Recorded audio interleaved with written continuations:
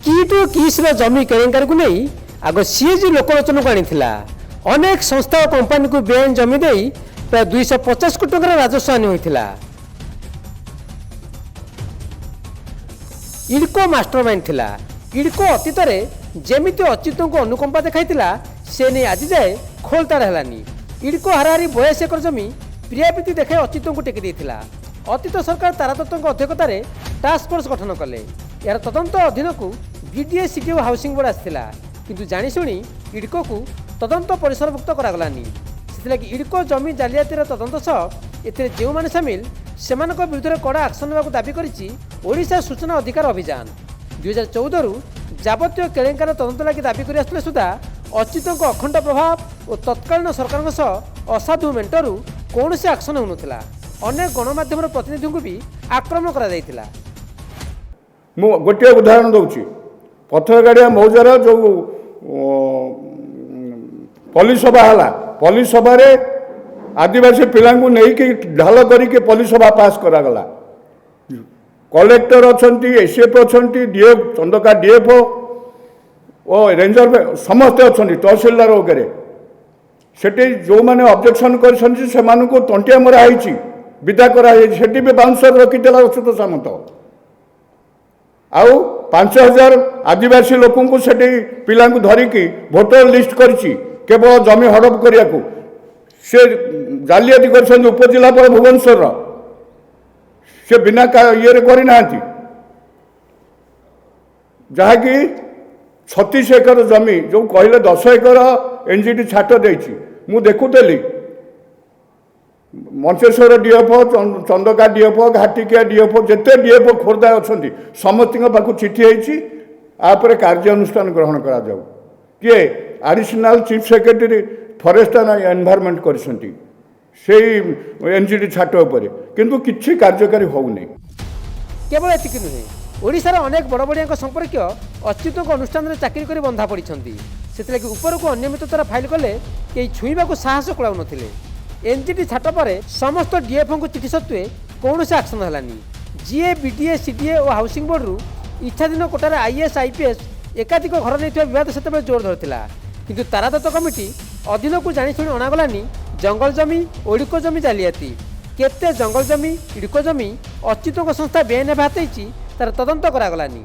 इडको एवं जीए department BDA CDA जिते सब जमी और प्लट आवंटन संपर्कित ऑडिट रिपोर्ट देले राज्य सरकार को 2014 मसीह राज्य सरकार तक आसेम्बली रे उपस्थापन कले सेतेबळे भयंकर जमी घोटाला केमती इडको रे हिची लोकलोचन को आसला।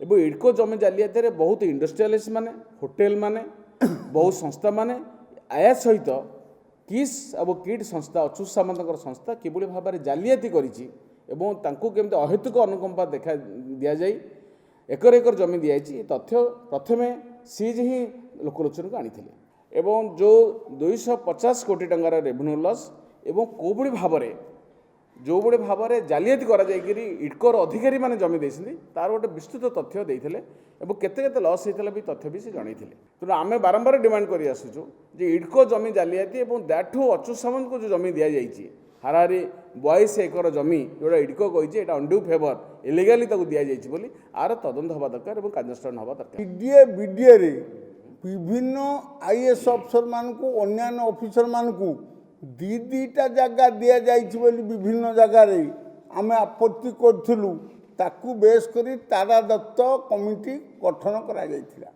आपण मन रखिबे तेणु तारादत्त कमिटी तो रिपोर्ट कला काहा उपरे कला ना सीडीए उपरे कला बीडीए उपरे कला जीए उपरे कला एवं हाउसिंग बोर्ड उपरे कला किंतु आपण मान टिके मन पकई जो अफसर मान दीटा प्लट नहीं थिले गोटे गोटे परिस्थिति रे जमी दिया होउथला भुवनेश्वर जाचिकी छोट छोट लैंड ओनर को घर करने दिया होउथला आग्रह सहित लोके नहीं थे छोट जमीटा जो अनकम्फर्टेबल होती से सरेंडर कर व्यवस्था नहीं आउ गोटे प्लट नहीं गला सी आईएएस अफसर हूँ आईपीएस अफसर हूँ समाजसेवी हूँ साधारण लोक हूँ ता विरुद्ध तारादत्त कमिशन बसैक हाँ होला चलिए से सब डकायत एक्सएमएल माने आईएएस अफसर माने ये सब डकायत बोली चित्रण कराला କିନ୍ତୁ ଆପଣମାନେ ଆଶ୍ଚର୍ଯ୍ୟ କରିବ ସୁପର ଡକାୟତ ଯେଉଁ ଅଚ୍ୟୁତ ବାବୁ ସିଏ ଯେଉଁ ଇଡ୍କୋରୁ ଜମି ନେଇଛନ୍ତି, ସିଏ ଯେଉଁ ଫରେଷ୍ଟ ଜମି ନେଇଛନ୍ତି,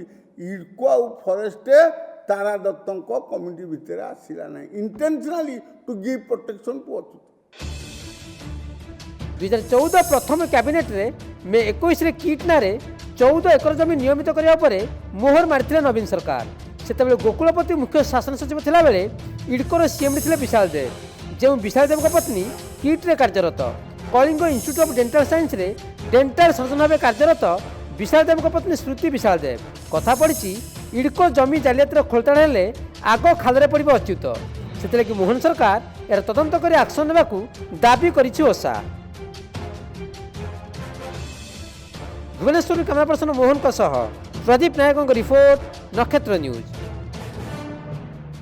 पवित्र दोल होली उपलक्षे बयनिका आनिछि 10+20% सरकारी रिहाती 14 मार्च पर्यंत। आज ही आसंतु बयनिका आउटलेट बा ऑनलाइन शॉप करंतु बयनिका.com रे।